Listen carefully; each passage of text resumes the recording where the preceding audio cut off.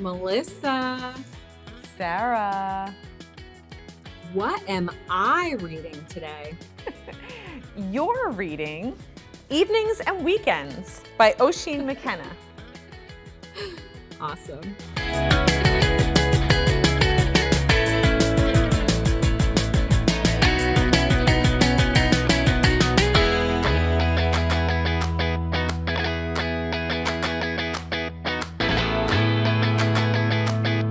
So, Melissa, back during one of our fall 2025 episodes, you mentioned how you had started to notice some patterns developing over time with your reading, and you linked them specifically to this podcast. And you said, and I quote, "The rhythm of the fall has forced me completely inadvertently to recognize some patterns in my reading, and I think it's very much to do with this show.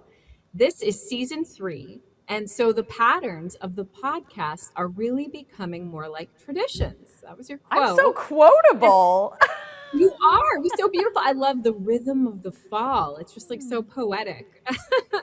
But, I really think that you were on to something with that observation, because today's episode really mirrors an episode that we did around the same time last year, which was like February, March. And that was our episode covering Gabrielle Zevin's Tomorrow and Tomorrow and Tomorrow. That was a book that both of us had read. For me, it was when it was originally published, and for you, it was a few years later in 2025. And today, we are going to do something very similar with Oisin McKenna's 2024 novel, Evenings and Weekends, which you read when it was originally published, and I just finished. So I just love that our show is creating these traditions. Oh, absolutely. And like through no real element of design either. Like it's sort of like happy coincidences, I think, with a lot of it. And it does kind of explain why I have the copy of the book. We'll get into a little bit more why you don't have a copy of the book to hold up and show so beautifully this time around. But it was really funny because I won't actually indicate what my rating of the book was, because that might kind of sway how people listen to our conversation. But I did read it a few years ago and really liked it. And yet when you said you were reading it, I kind of had to dig deep to remember some of what it was about, actually. And so I kind of mentioned that to you. I kind of threw a couple, like, is this the one where he does this? Is that the book where she does that? And I wanted you to kind of like fill in some of the gaps, because there is quite a cast of characters in this book. There really, really is. And lucky for you, lucky for me, lucky for everyone, I love fleshing some stories out. And so anytime you would bring up a character, I would just send you a barrage of messages about that character, and maybe who they dated, and who they're related to, and even who they might have mated with.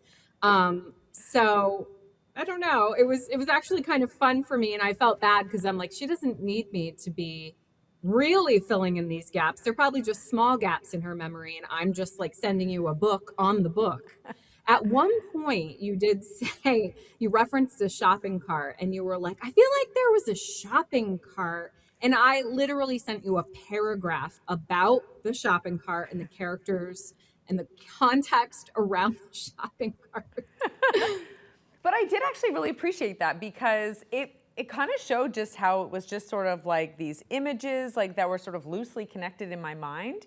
And I have to say, like, it's a pretty good testament to, I think, probably how like immersive of a reading experience it was at the time, that even when you were kind of sending me these like snippets, I was like, I know there's something to do with a shopping cart in here. And so I just kind of sent that back to you as like a throwaway comment. And you were like, oh yes, there is a shopping cart. And you did kind of fill me in. But I do find it kind of funny how portions of stories and like little moments associated with characters can just kind of be stored in our memories and our minds like that as readers.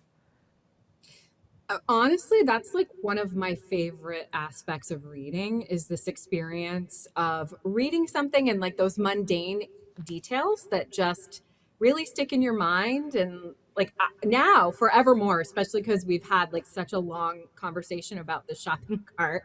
Anytime I see a shopping cart that's not at an actual supermarket and is just kind of randomly placed somewhere, I'm now automatically going to think of the characters Maggie and Phil from this book.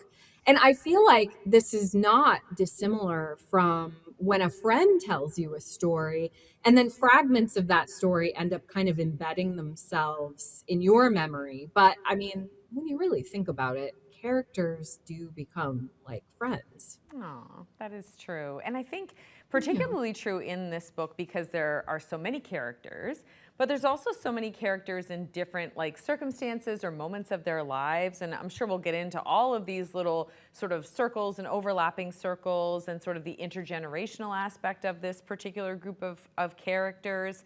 But to better sort of ground us in this discussion and our listeners and viewers, why don't you give me a little bit of a refresher, and anyone who hasn't read the book, either recently or otherwise, a summary of what Evenings and Weekends by Oisin McKenna is about? Very happily. But rather than coming up with my own summary and really running the risk of convoluting all of the different character threads in this book, I'm just going to go ahead and I'm going to stick with the blurb from the book jacket. And it's interesting because some of the lines from the book jacket come up, but in ways that are almost kind of are a little bit different than how they appear in the story, and we'll get to that later. But in any case, here's the summary. Summer in London stops for no one. Not the half-naked drunks and stoners, the bachelorette parties glugging from bejeweled bottles, the drag queens puffing on hurried cigarettes.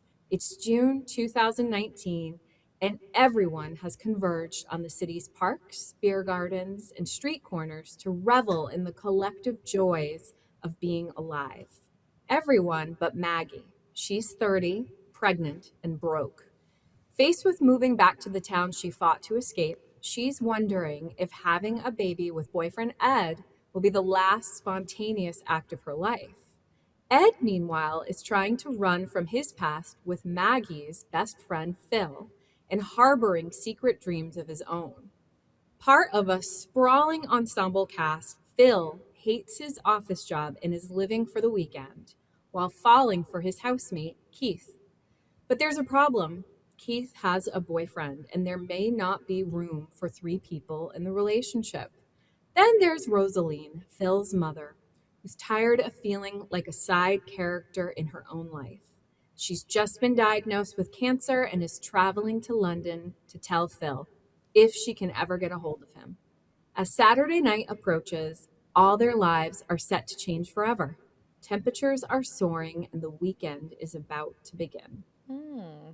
I do think, yeah, if I picked up that book all over again and read that, I think I would be hooked. Like that is a really sort of attractive jacket, especially because you know it's going to sort of be this short amount of time and it's going to do so much. But that summary, I mean, it references Maggie, Phil, and Ed, and sort of tangentially Keith as well. But that is kind of tip of the iceberg in terms of like the people that we come in contact with here. And each of them, in a sort of like Love Actually kind of way, almost, they do kind of like weave with one another. There's a lot of contact points, even though each sort of vignette can kind of exist independently as well.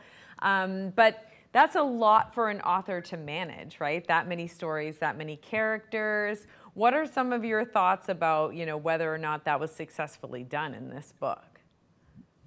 So, I mean, the book ends up being about 350 pages, and that it is a lot to balance. And especially with the bulk of the action really taking place within like a 72-hour period.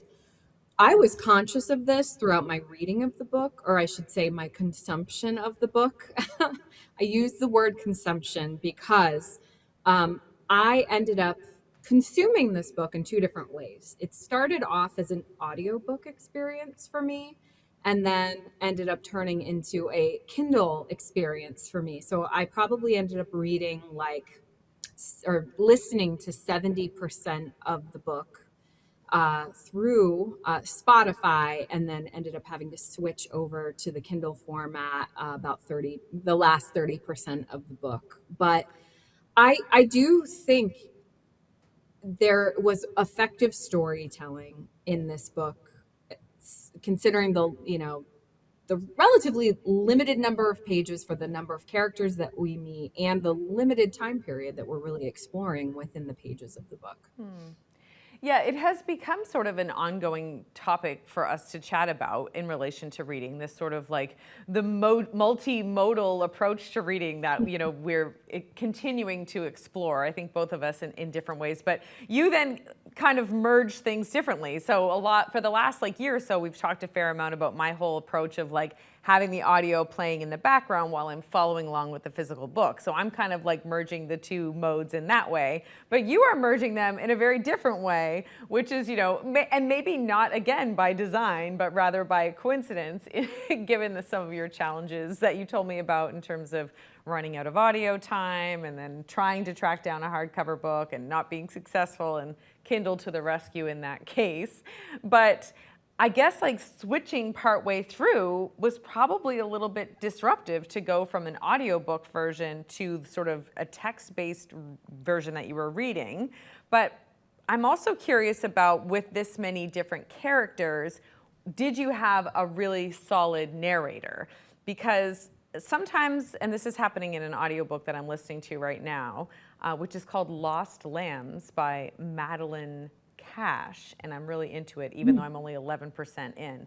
But she does a lot of manipulating her voice to represent a lot of different characters, which is effective because you can kind of distinguish between them. But every once in a while, it's a little bit off-putting because she has to put so much effort into really distinguishing like the voices of the different characters. So was there just one narrator kind of hired to read this book, or are they using multiple narrators, or how are they handling that with all these different overlapping voices and storylines? Yeah, the narrator was an effective reader, and similar to what you said about the book that you're currently listening to, she did change the tone of her voice. So, when it was like Phil or Ed, she, kind of did the, ugh, had that sound in her voice. And I really enjoyed the way that she read this book. I thought she was just truly an effective narrator. And I came to really enjoy her reading of the book. I felt like she captured the energy and the spirit very well. And when I got the notification from my Spotify account that you've run out of reading minutes for the month, I was, well, for one, upset because I was like, I need to finish this book. I need to because I want to, but I also need to because I want to talk about it on this podcast and at a limited period of time. But I also was a bit sad because like I had gotten so accustomed to her reading of the book that I was like, oh, I'm gonna miss listening to her. And in fact, her voice was really truly in my head as I ended up reading that last 30% of the book. I had her voice, especially for the Rosaline character, like in my head, the narrator, who I will give you her name is Isabel Adomako Young. And to me, her voice is how I really truly picture Rosaline's voice to be in real life. Like the real life Rosaline, if she were to exist, has Isabel's voice. But we've talked about this a lot in the past about audiobooks and the kind of challenges. Like if you get a narrator who's a bit of a dud, like it is the fastest way for you to just be like, I like literally cannot listen to another minute of this person reading a book. And we've talked about memoir or any kind of like autobiography as like a really good introduction or gateway into the audio format.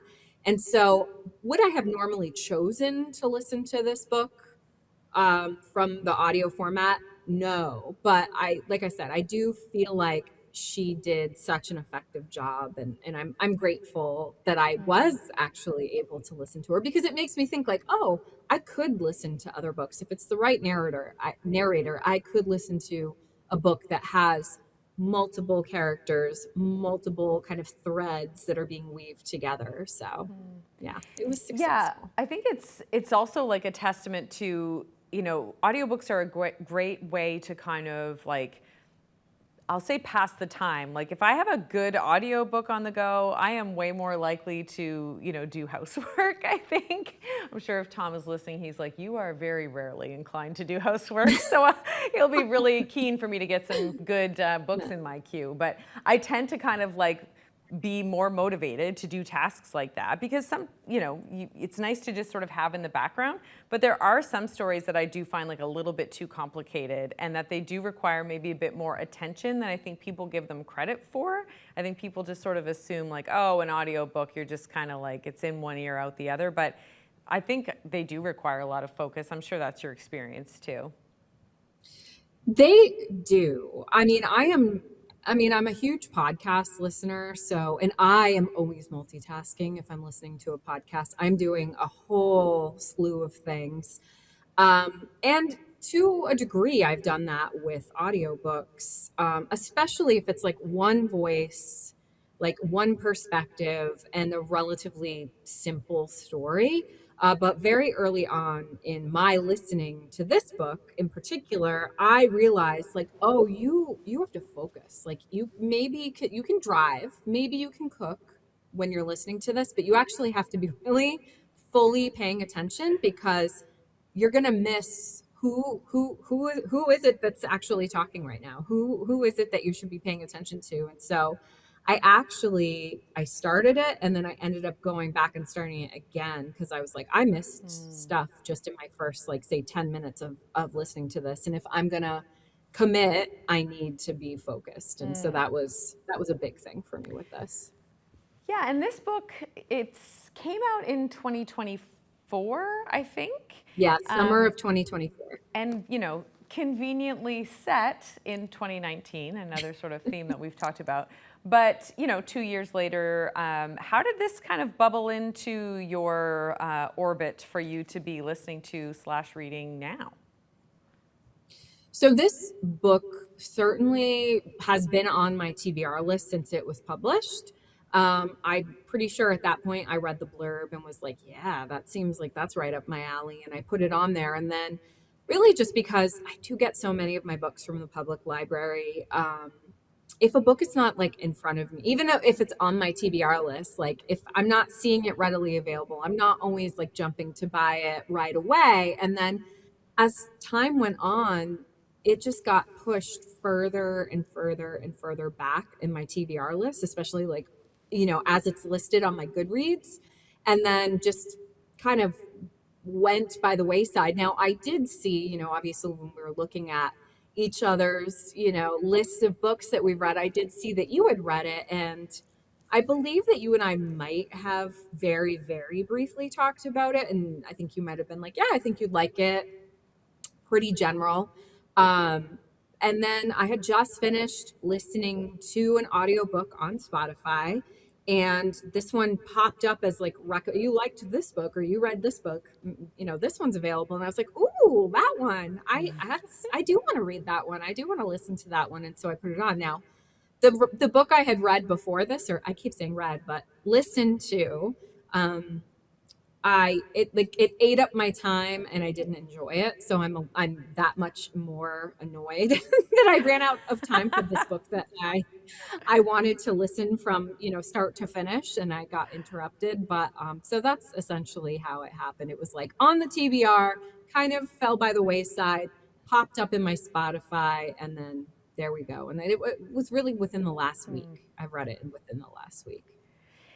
Yeah, we do have to trust the algorithms, I guess. They do surprise me how often, they're like, oh, if you like this, you'll like this. And even when I want to resist it, I'm like, oh, no, they were right. I did like it. But part and parcel of that, too, are some of the ways that the endorsements kind of go, or some of the more overt comparisons. And I was recalling with this book that there was a lot of like, if you like Sally Rooney, you'll love Oisin McKenna.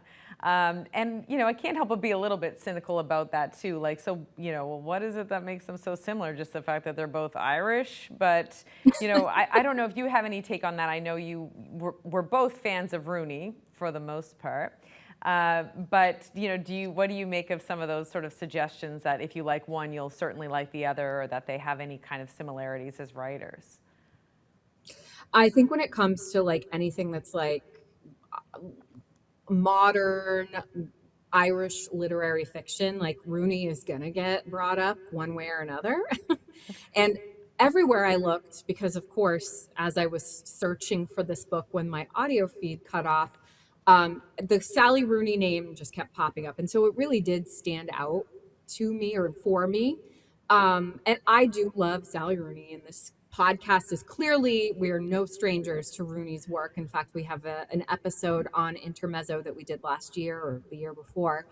And with the exception of Beautiful Worlds, Where Are You? I do enjoy her work. But, I actually kind of feel like the comparison from McKenna to Rooney does like a bit of a disservice to McKenna.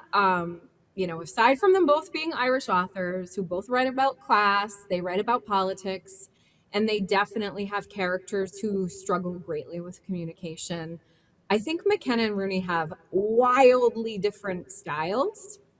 For me, when I think of Rooney's writing and her style, it's defined by short, spare sentences. There are not a lot of flourishes to her writing and how she uses language. And what always stands out for me in her writing is how she's able to successfully describe characters and mood in such a succinct way. And I feel the opposite, but in a good way, about McKenna, because his sentences are like full of color and life and movement and description. And when I was preparing for this episode, I kept going back and just like adding quotes, like, "Oh, I like this one. Oh, I like this one, and I could mention this one." And so I have lots of quotes I love, and I just truly appreciate his use of language, and I find it almost kind of poetic, really. And there's probably something to be said about having it read to you as well, right? And listening to it, Yeah. that you hear sort of just the actual act of hearing that poetic kind of lyricism or the poetic kind of tone of the writing probably stands out more than maybe when you're just reading it. But I, like you, I love to be read to. So I see this purely as a moment to request of you to share one of these passages with me that you've got earmarked on your whatever form, and tell me what page. I'll see if I can track it down in here too. So I always question, because I'm going to read to you actually off of my actual Kindle, but it's like such a small device that I'm like, there's no way that the pages could like match up. But in any case, it's on page 27 of my Kindle, and this is We're with Ed, and he is getting off of work. It's Friday, and he is about to take the train. He's getting home, and again, as we mentioned in the initial description of this book, it's June, it's a heat wave, it's summer, and it's London. And so this is Ed, and this is kind of his observations of what's going on around him, and I just feel like this is just so full of description in life. So everyone is drunk. Everyone is laughing out loud at jokes they can't hear. Everyone is smoking, especially the non-smokers. It's too hot to think about aging or illness or death, and it's too hot, too, to wear a shirt or drink a glass of water or have dinner or go to bed or show up to work on time or show up to work at all. Everyone is downing their drink, getting another, downing their drink, getting another. Everyone is looking for something to happen. There's the high reek of exhaust fumes and uncollected bins. There are men with ties loosened, tongues loosened, men loose and loosening, tops off, lost, tattoos in cursive fonts, silver chains, gold chains, topless in the station, bare necks and freshly faded scalps, burnt the bright pink of boiled ham, broad backs, freckled, blanched, and the soft fat around a man's side bulging over his too tight tracksuit bottoms. I mean, Isn't that great? I mean, not that it's all like beautiful. It's It all like it did match super up. I beautiful. was able to find it. They do? Oh, Yeah. yay. I remember like reading that, and this is so early on in the book, and just being like, oh, yeah, I'm there. I'm actually there with him right now. And I loved it. I thought it was beautiful. Even like the loose ties, like, people loosening, like it just like I love the way that he plays with language. I think it's really clever and just really beautiful to read and beautiful to listen to. Yeah, you can definitely feel the Londonness happening in there as well, which is kind of nice. And Mhm. well, I think we all know how I Well, feel about. I know. I feel like this is like it's the elephant in the room, so to speak. It's the London. It's the city in the room. It's the city in a book. It's the city as a character in a book. And anyone who's familiar with our podcast and has listened to like our banter episodes knows that Melissa and I each have very specific pet peeves. One of Melissa's pet peeves is the city as a character in a book. And here's the thing. London definitely is a character in this book. And Whether I like it or honestly, not. I know it's true. It's for a good reason, right? I mean, for like the characters all have their own relationships with the city of London. For Maggie, she is on, the precipice of saying goodbye to the life that she's built in London and everything that that symbolizes in favor of going back to a town that she had been so eager to escape.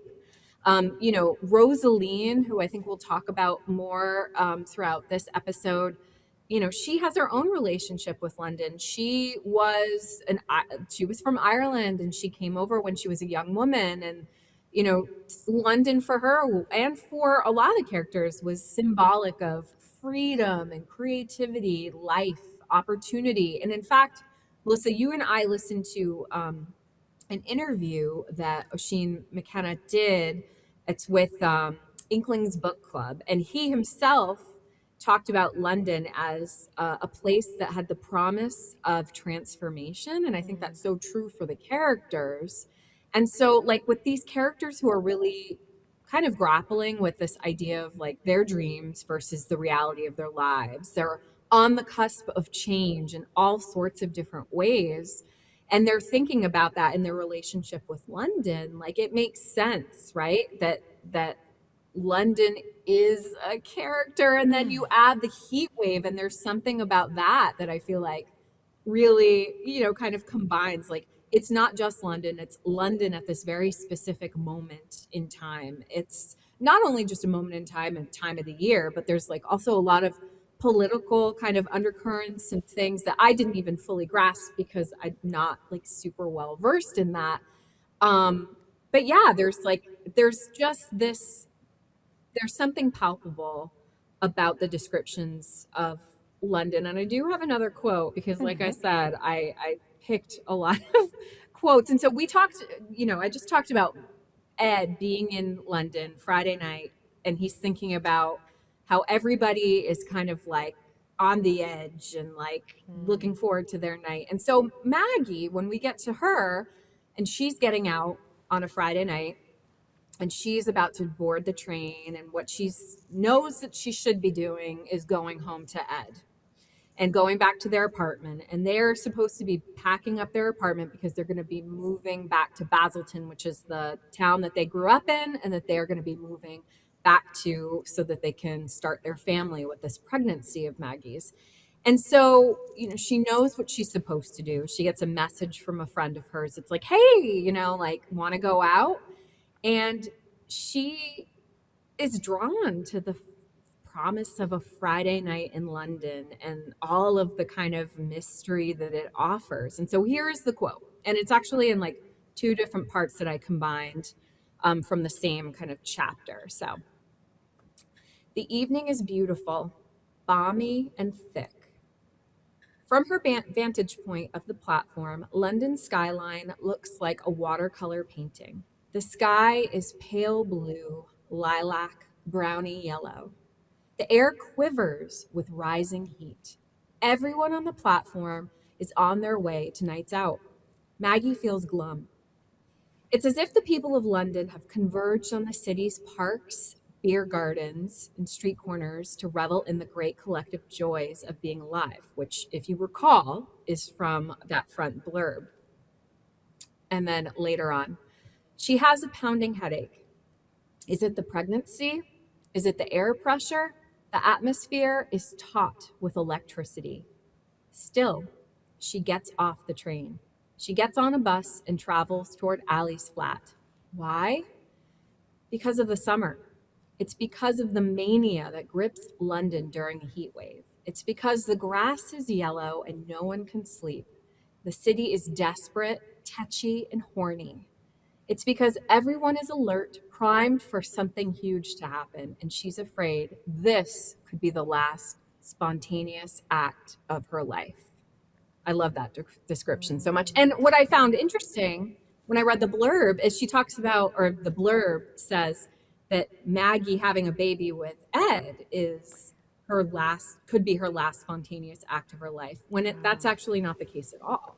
That's her life following like a prescribed predictive current.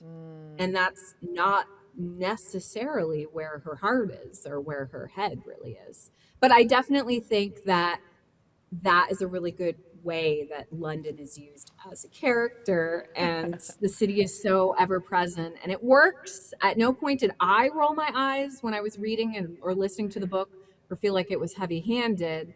But knowing that you read this a while ago, and knowing your pet peeve, how did this work for you, Melissa? Yeah, I feel like probably if there's any city I would make an exception for, it's London. I mean, and I've been to London, I think 4 times. So I've spent like a bit of time there. I mean, as far as someone who lives on a different continent, I think that's a reasonable amount of time. So like I have a lot of memories of being there, and I know what it feels like, and I know how cosmopolitan it feels.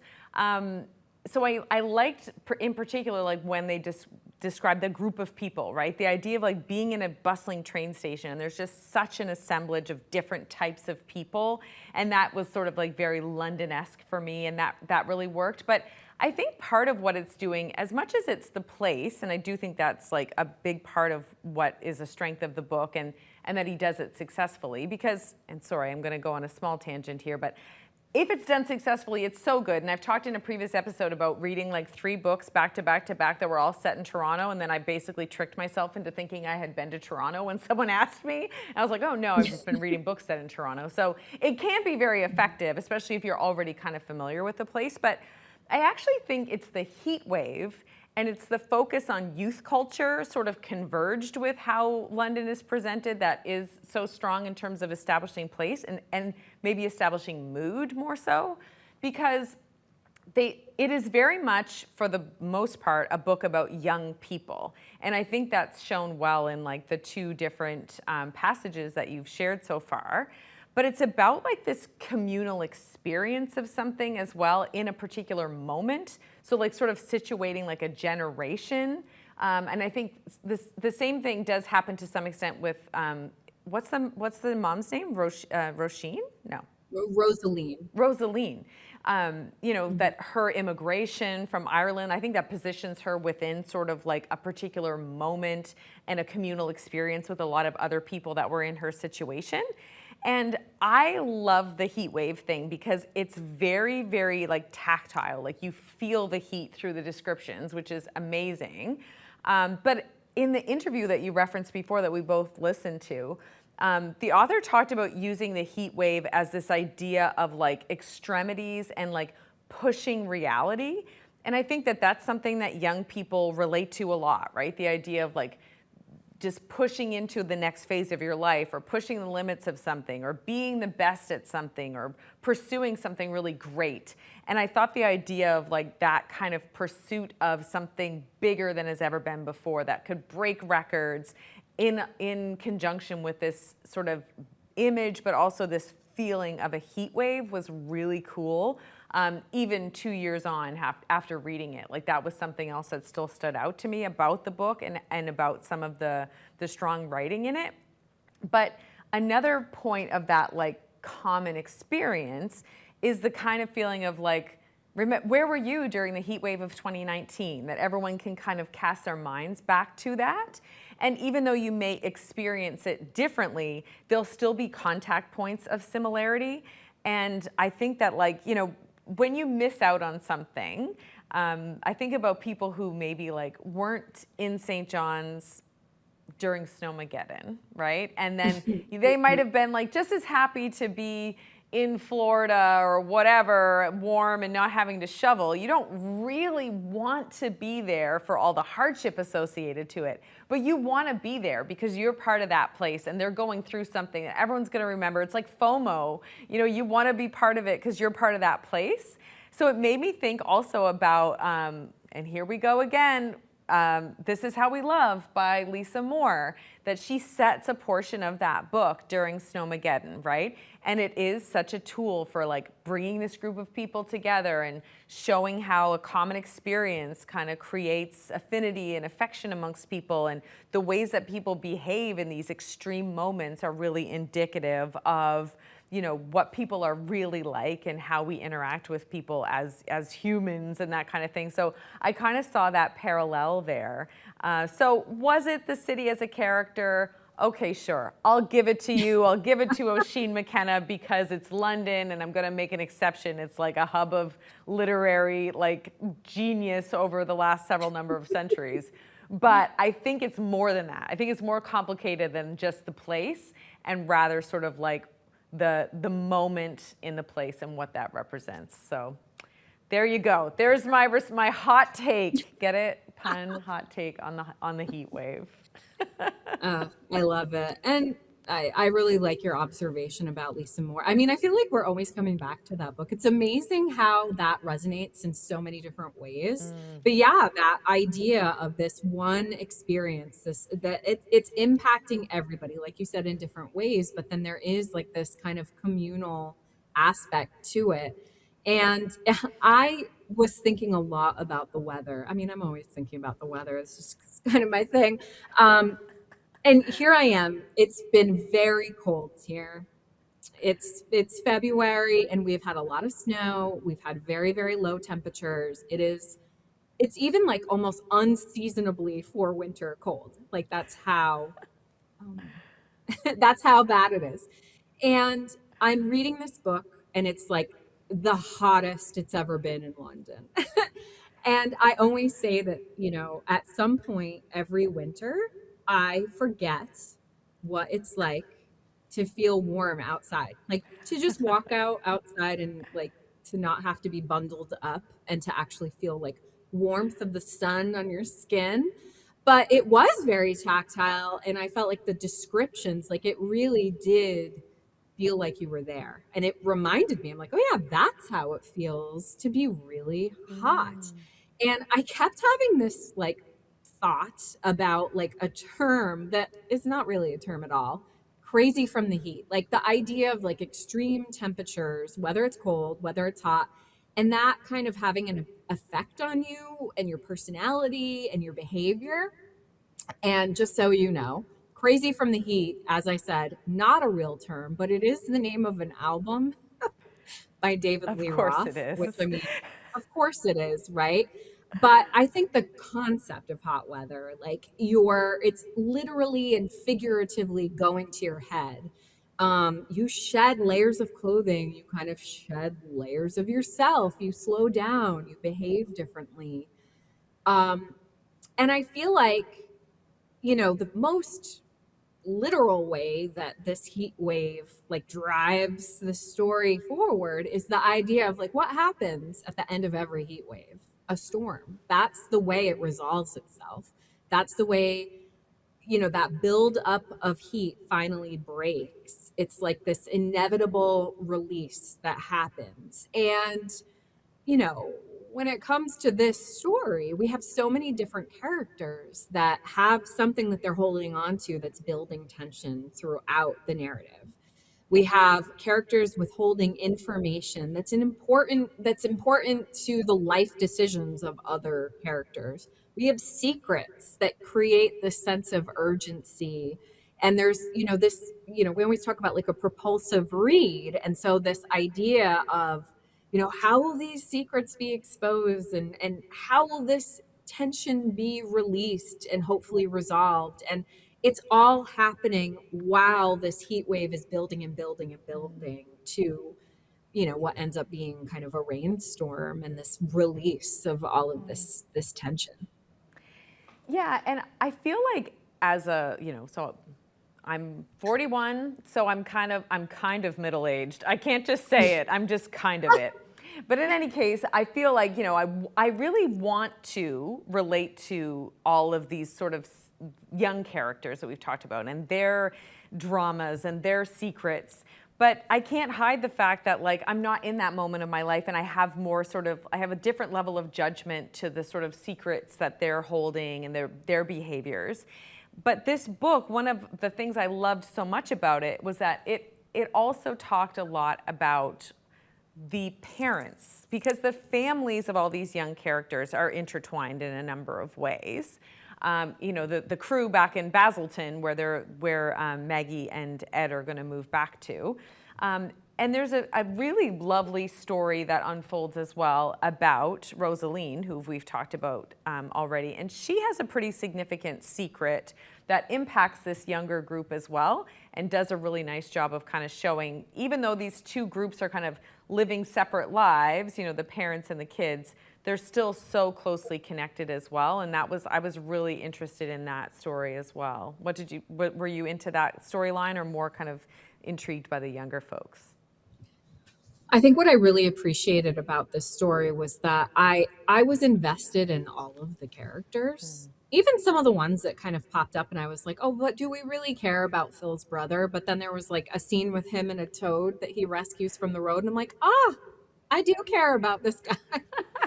But Rosaline, it's funny. One of the things that you and I did briefly discuss before recording, when we were talking about the author, it only just not even occurred to me. I only just realized yesterday that Oshin McKenna is a man. I Mhm. went through, and maybe because the narrator in my audio version was a woman, and I looked at the name Oshin and just assumed it was a woman.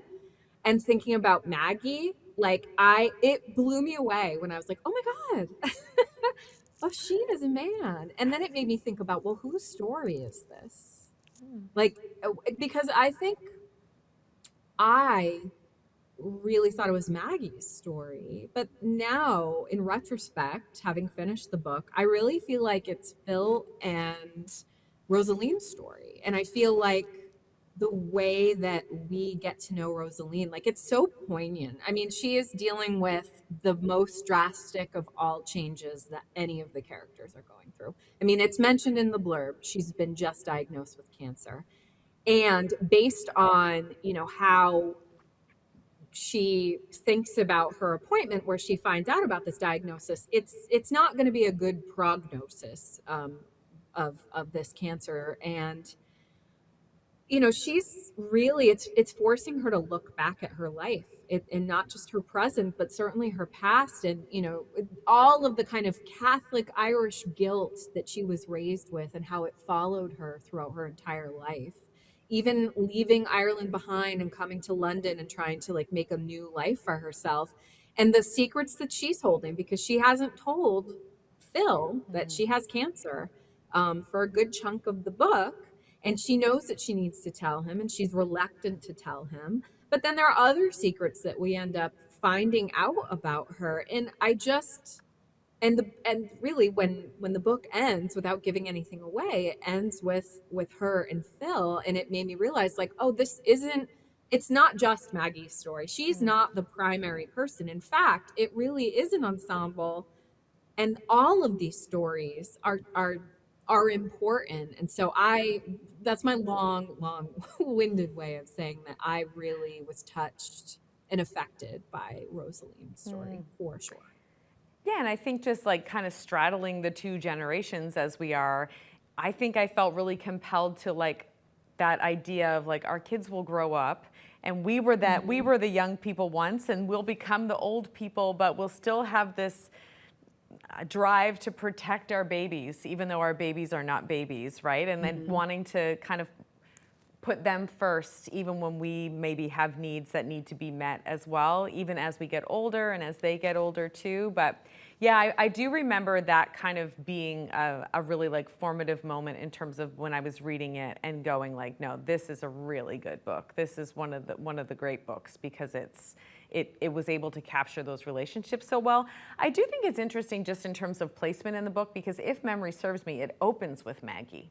So it's almost kind of like deceptive that you are kind of like, okay, this is the main character. This is I'm hitching my wagon to this person, when really that's not necessarily the whose story it is, as you put it, right? It just happens to be the first person we come in contact with. But all the while, all of this is happening, we also have a giant whale stuck in the Thames.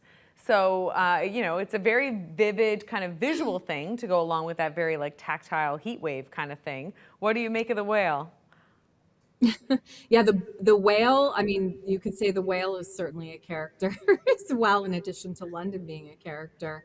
And like the whale is observed in so many different ways. It's observed on the news, and there's this whole storyline, not really a storyline, but there's this repeated kind of funny part where the newscaster who's kind of covering this story of the half-beached whale looks remarkably like Princess Diana. And then there's all these kind of quips and jokes about, the Princess of Wales. And at one point or another, all of the characters actually do see this whale in person.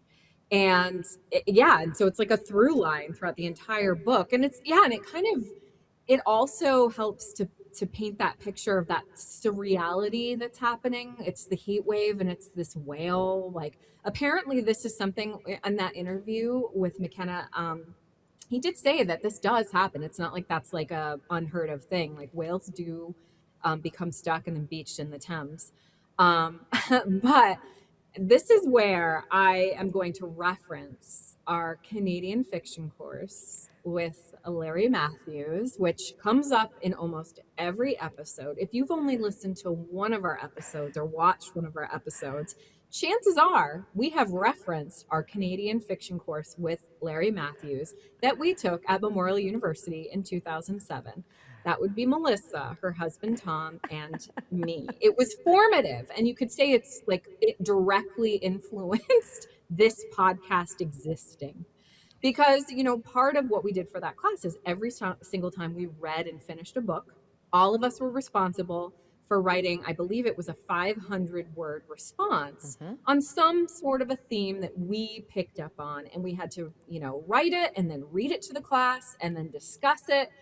And very often when I'm reading, if it's the right kind of book, I'll think, well, what would my response be? Like, what would I write about? And so, in honor of our beloved Larry Matthews, I just kept thinking, if I read this book in that class, I would 100% write my response about how I believe that the whale symbolizes the ways that the characters Ed, Phil, and Rosaline are suppressing their identities and how that suppression is suffocating them. And I have a couple of quotes to back this up, and I'll be quick about it. All right, this is the description of the whale when Phil and Keith go to see it. Here it is. Okay. And there it is, the half-beached whale, beautiful, smooth, in pain.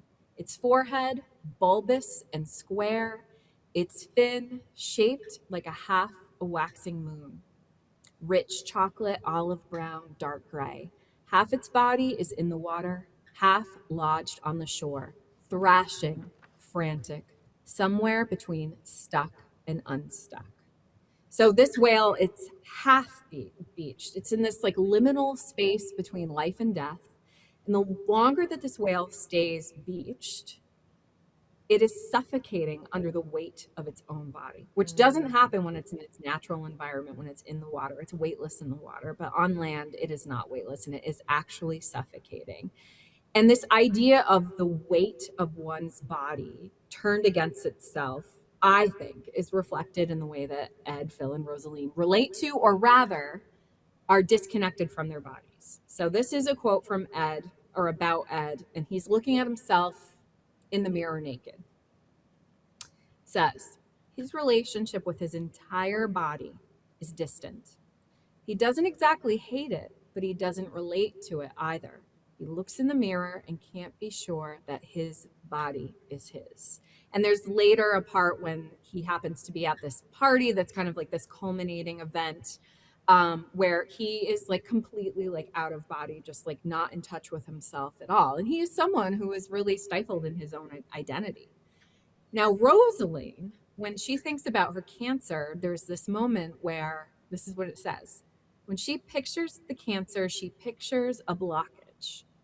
She thinks of the purple lumps as if they were fatty feelings that wanted out. She believes that every time the words gathered in her throat and got ready to explode, they left behind a physical residue, and that's what made her sick. And later on in that same section, it says Rosaline makes herself smaller and smaller to the point of barely existing at all. And then we get to Phil. Phil has experienced a lot of trauma around his sexuality. He's a gay man. He was bullied as a youth, and he had a non-consensual sexual experience in a park that really sexually traumatized him, and it has completely interrupted and had an impact on any sexual encounter that he's had from there on. And this is Phil thinking about his body. Phil's body is an illiterate body. It's a body that doesn't speak the language. His mind is never not describing the world, an over-articulate mind, a mind that is hyperactive in its desire to narrate. But his body is dumbstruck, bubbling, upset. It's like a child who hasn't yet learned to speak and becomes enraged when no one understands what is meant by their babbling, their little face scrunched into a small and wounded tantrum. So that would be part of my response. I don't know if he would if Larry Matthews would say it was a pedestrian observation, but I just kept coming back to it over and over as I was reading, like all of these instances of like bodies just like being like kind of like a dissociation, but also like a suffocating of self, of the internal, of the emotional, of the psychological. So there you go. I think you would have gotten a good grade on that response. So. I definitely think so. And so now it's time for you to evaluate this book. So in your opinion, Sarah, is Evenings and Weekends by Oisin McKenna a could read, a should read, or a must read? I think by the sheer number of quotes that I pulled out from this book, I think it's an obvious one. For me, it is 100% a must read. I loved this book so much. I thought it was so beautifully written. I loved how we got to know the characters. I loved knowing about their internal lives. I thought it was effective in the way that it used time, in the way that it used weather. And we talk about propulsive reads, and this was one. It checked off all my boxes. It fit the bill for me. How about you, Melissa? And when I read it in 2024, I did also give it a must read. So I am really happy, actually, that through this episode, I was able to revisit it and remember some of those powerful moments and strong writing that put it on my must read list of 2024. And now your must read list of 2026. So this has been a delight. Thank you, Sarah. Till next time. Thank you, Melissa. Bye.